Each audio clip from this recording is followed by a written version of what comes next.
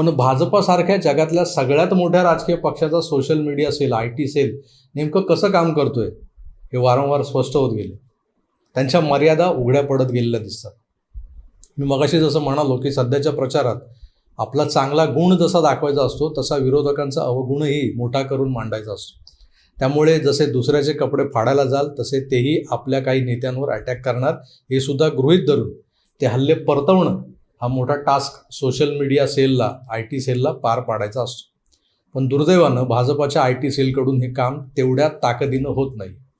काल प्रदेशाध्यक्ष बावनकुळेंवर हा एक प्रकारचा हल्ला चढवला होता विरोधकांनी. त्याला काउंटर करणं खरं तर भाजपा सोशल मीडियाचं, IT सेलचं काम होतं. चंद्रकांत दादा पाटील जेव्हा प्रदेशाध्यक्ष होते तेव्हाही आणि आता अलीकडेही त्यांच्या काही विधानांवरून गदारोळ माजवला गेला. हे कोण करतं तर विरोधकांचे IT सेल्सवाले. त्याआधी देवेंद्रजी असोत किंवा अमृता फडणवीस असोत, हे सगळे भारतीय जनता पक्षावरचे हल्ले होते. वैयक्तिक हल्ले आपण नंतर मोजू, पण सरदोपटपणे भारतीय जनता पक्षावरचे हल्ले होते. कुठे नैतिकतेचा मुद्दा उपस्थित केला गेला होता तर कुठे महापुरुषांच्या अपमानाचा.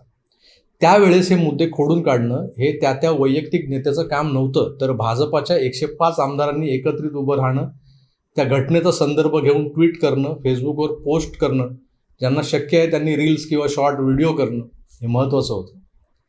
भाजपाचे 100हून जास्त आमदार आहेत. महाराष्ट्रातले खासदार आणि प्रदेश पातळीवरचे मंत्री, जिल्हाध्यक्ष यांची संख्याही लक्षणीय आहे. त्यात प्रदेशाध्यक्ष प्रवक्ते नेमतात, विभागवार सोशल मीडिया संयोजक नेमतात. माझ्या माहितीप्रमाणे या सगळ्यांचं काम काय आहे?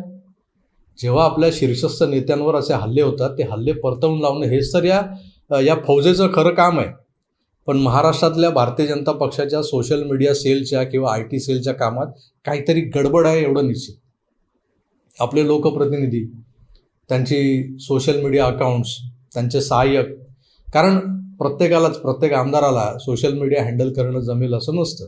तेव्हा त्यांच्याकडचे जे लोक असतात, कार्यकर्ते, PA, यापैकी कोण हे काम करू शकेल त्याला ट्रेन करणं, मध्यवर्ती संदेशवहनाची सोय करणं, एक मेसेज किंवा मजकूर सगळ्या लोकप्रतिनिधींच्या सोशल मीडिया प्लॅटफॉर्मवरून प्रसारित व्हावा याची यंत्रणा उभारणं, हे सगळं म्हणजे एक प्रकारची युनिफॉर्मिटी, एकसंगता यातून दिसायला हवी होती. विरोधकांवर टोळधाड यावी तसं आक्रमण व्हायला हवं, पण तसं दिसलं नाही. संजय राऊत ज्या टोळ भैरवांचा उल्लेख करतात त्यात नितेश राणे, मोहित कंबोज, आशिष शेलार, अतुल भातखळकर या नियमित सोशल मीडियावर भिडणाऱ्यांचा समावेश होतो. या 4-5 लोकांची बोचरी टीका म्हणजे टोळधाड नव्हे. टोळधाड ही प्रचंड घोंगावत अंगावर येते, इक्का दुक्का येत नाही. त्यात बावनकुळेंच्या प्रकरणात तर आधी मोहित कंबोज आणि नंतर नितेश राणे हे दोघेच डिफेंड करत होते. हे चित्र भाजपासारख्या पक्षासाठी दुर्दैवी नाही का? एवढी मोठी संघटना, हातात सत्ता आणि इतर सगळ्या यंत्रणा असताना त्यांच्या नेत्यांवर फुटकळ टीका करणाऱ्यांना उत्तर देताना ही सो कॉल्ड फौज कुठल्या बिळात गायब झालेली असते. इथे यांचं संख्याबळ का दिसत नाही? असं का बरं होत असं? खुद्द बावनकुळे हे सोशल मीडियाबाबत फारच जागरूक असल्याचं भासवत असतात.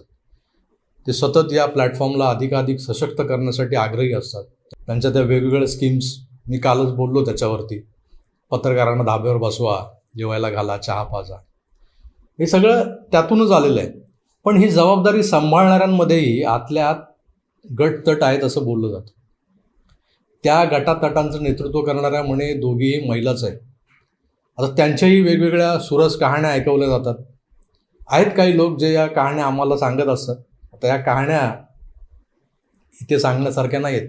असो, तर या विषयावरही लवकरच एक वेगळा व्हिडिओ करता येईल एवढा माल मसाला आहे. पण आज भारतीय जनता पक्षाने आपलं संख्याबळ आता या कामी वापरलं पाहिजे यावर गांभीर्यानं विचार करायला हवा, हे मला प्रामुख्यानं सांगायचं आहे. कारण हे लोकप्रतिनिधीही जर गटातटात विभागलेले असतील आणि त्यांच्या गटाच्या नेत्यावर कोणी टीका केली की तेव्हाच फक्त बोलणार आणि दुसऱ्या गटाच्या नेत्याच्या वेळेस शेपूट घालणार, ही बोटचेपी भूमिका घेणार असतील तर उद्या निवडणुकीच्या रिंगणात हे प्रकार महागात पडतील, यात वाद नाही. भारतीय जनता पक्षाचा हा कच्चा दुवा, ही कमजोर बाजू विरोधकांनी बरोबर हेरलेली आणि त्यानुसार ते रणनीती आखूनच त्यांचं कॅम्पेन डिझाईन करत असतात. पण त्याला तेवढंच तगडं उत्तर न देता हे लोक शेपूट घालून पळून जातात. असा एक भ्रम बाजारात पसरलाय, तो भ्रम तोडायला हवा.